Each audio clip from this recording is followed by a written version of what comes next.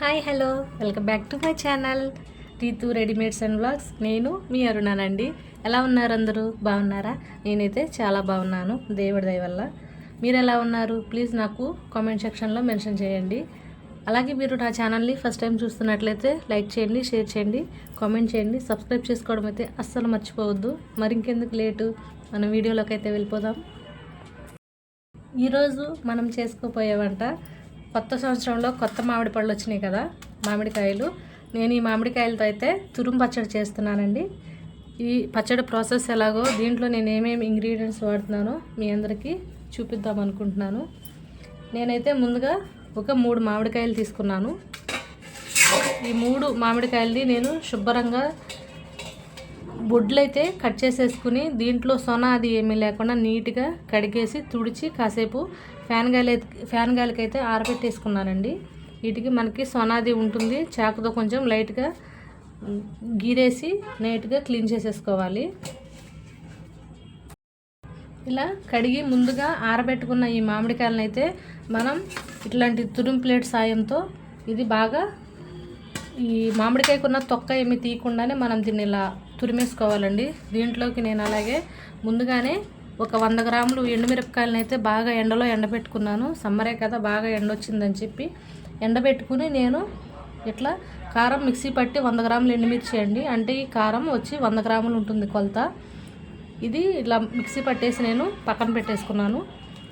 మనం ఈ కారమే ఇప్పుడు దీంట్లో యూజ్ చేస్తున్నాము. ఈ కారం అయితే నేను ఏమీ కొనలేదండి, న్యాచురల్గా నేనే మిర్చి ఎండబెట్టి అట్లా అవి బాగా వేడిగా ఉన్నప్పుడే త్వరగా పట్టేసుకుంటే, వేడిగా ఉన్నప్పుడే తొందరగా పొడైపోతుంది. దీన్ని ఇప్పుడు ఇలా తురుము ప్లేట్తో మనం ఈ మామిడికాయలు అయితే తురుము తీసేసుకోవాలి.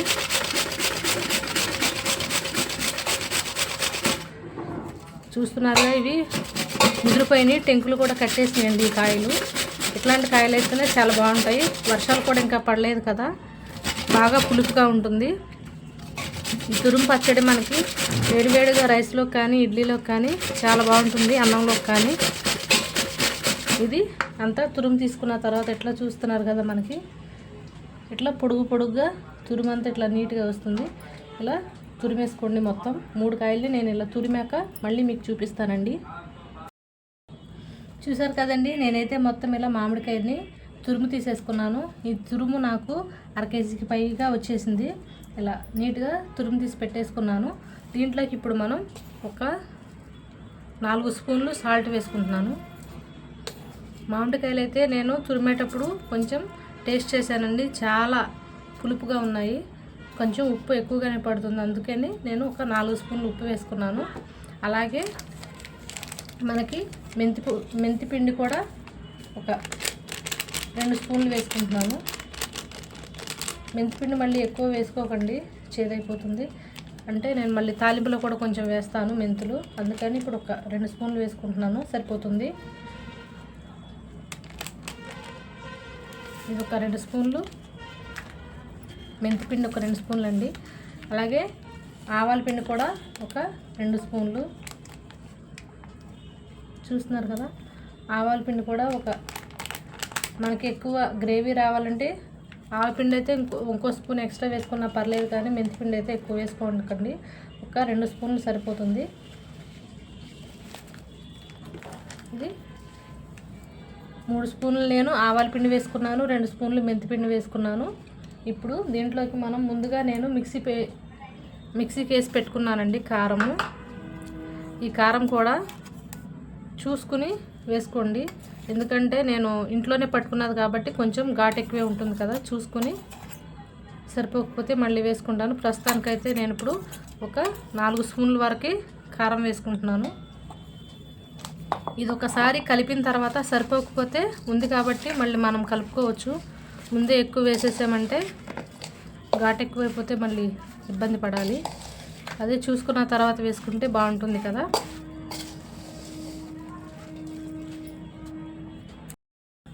చూసారు కదండి, నేనైతే మనం వేసుకున్న ఇంగ్రీడియంట్స్ అన్నీ ఈ మామిడికాయ తురుములో ఆవపిండి, మెంతిపిండి, సాల్టు, అలాగే మనం ముందుగా మిక్సీ పెట్టుకున్న కారం కూడా వేసేసి ఇదంతా మిక్స్ చేసుకుని ఇలా రెడీ చేసి పెట్టుకున్నాను.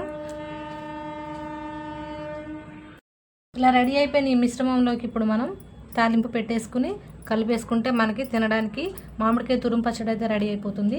నేను ఇప్పుడు దీన్ని తాలింపు పెట్టే ప్రాసెస్ కూడా మీకు చూపిస్తాను.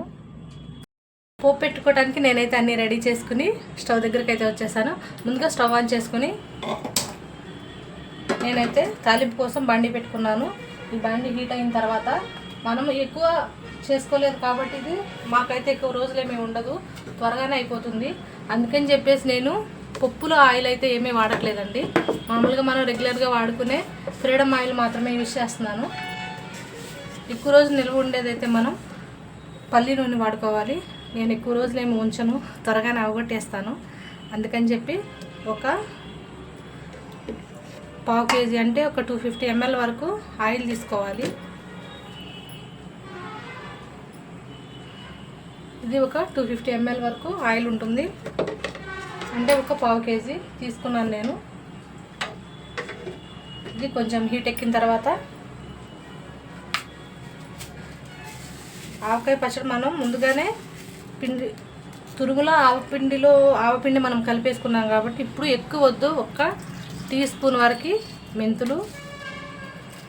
టేస్ట్ బాగుంటుంది మెంతులు వేసుకుంటే, అందుకని చెప్పేసి మెంతులు.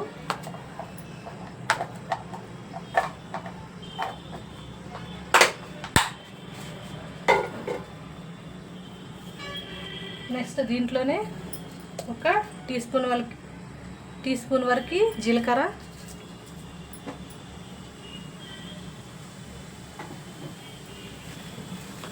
నెక్స్ట్ దీంట్లోనే మనం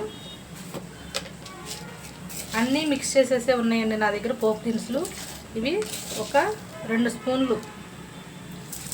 స్పూన్ల వరకు తీసుకుంటున్నాను తాలింపు దినుసులు.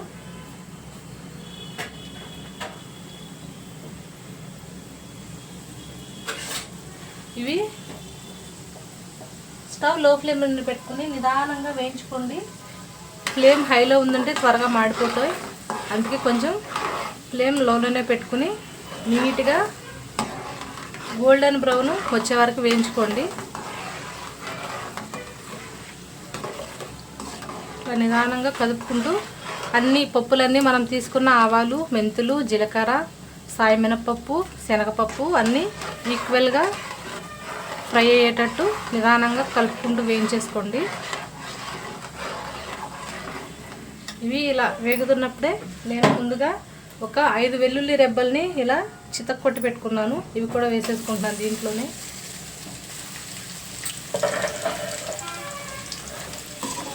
ఈ వెల్లుల్లిపై కూడా ఎక్కువ వేసుకోండి, ఫ్లేవర్ బాగుంటుంది.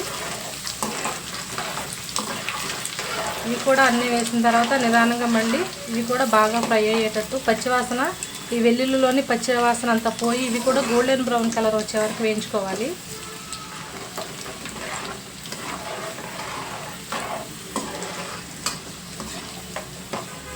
నెక్స్ట్ మనం దీంట్లోనే ఒక 3 ఎండుమిరపకాయలు ఇలా తుంచి వేసుకున్నానండి నేను.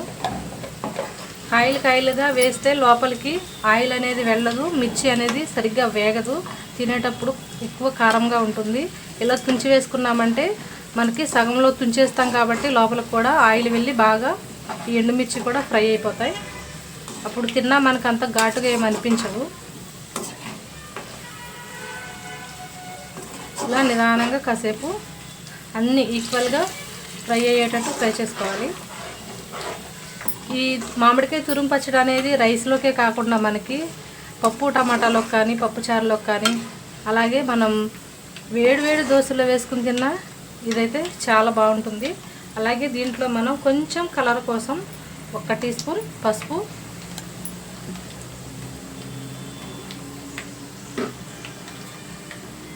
ఏంటంటే మనకి కొంచెం కలర్ కోసం యూజ్ చేశానండి నేను. ఈ పసుపు మనం తురుములో కలిపేటప్పుడు ఎట్లాంటి పసుపు వాడలేదు, అందుకని ఇప్పుడు నేను తాలింపులో వేసాను, మంచి కలర్ వస్తుందని. ఇప్పుడు దీంట్లోనే మనకి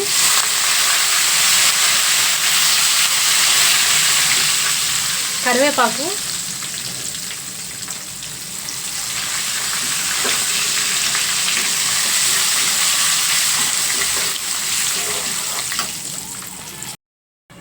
పోపు అయితే చూసారు కదా బాగా వేగిపోయింది ఇట్లా గోల్డెన్ బ్రౌన్ కలర్లో. ఇప్పుడు మనం ముందుగా ప్రిపేర్ చేసి పెట్టుకున్న ఈ మామిడికాయ తురుము ఏదైతే ఉందో అది ఈ ఆయిల్లో వేసేసుకుని మొత్తం కలిసేటట్టు బాగా కలిపేసుకుంటే మనకి మామిడికాయ తురుము పచ్చడి అయితే రెడీ అయిపోతుంది.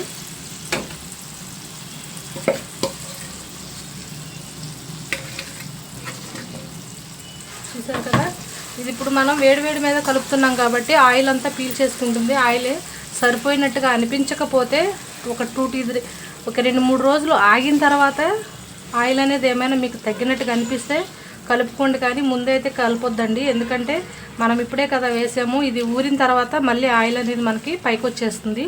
ముందైతే సరిపోలేదని కంగారు పడొద్దు. 2-3 రోజులు ఆగిన తర్వాత ఆటోమేటిక్గా ఆయిల్ అనేది మనకి మామిడికాయలో ఉన్న వాటర్ అనేది బాగా ఊరి ఆయిల్ అనేది పైకి వచ్చేస్తుంది.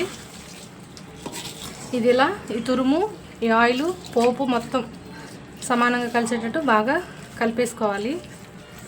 చూస్తుంటేనే నాకైతే ఈ కలర్కి మంచి తాలింపు ఫ్లేవర్ వచ్చింది కదా, నోరైతే ఊరిపోతుంది.